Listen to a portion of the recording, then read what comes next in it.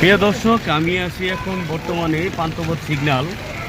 আর এই সিগন্যালে আপনারা দেখতে পাচ্ছেন যে আসলে সাধারণত বৃষ্টিতে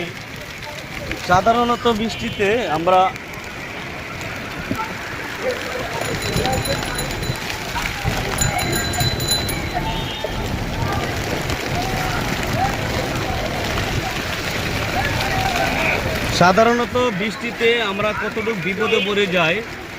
আর ঢাকা শহর এইটাই নাকি ঢাকা শহর, যেখানে 10 মিনিট বৃষ্টি হলে পরে এইরকম পরিস্থিতি দাঁড়ায়।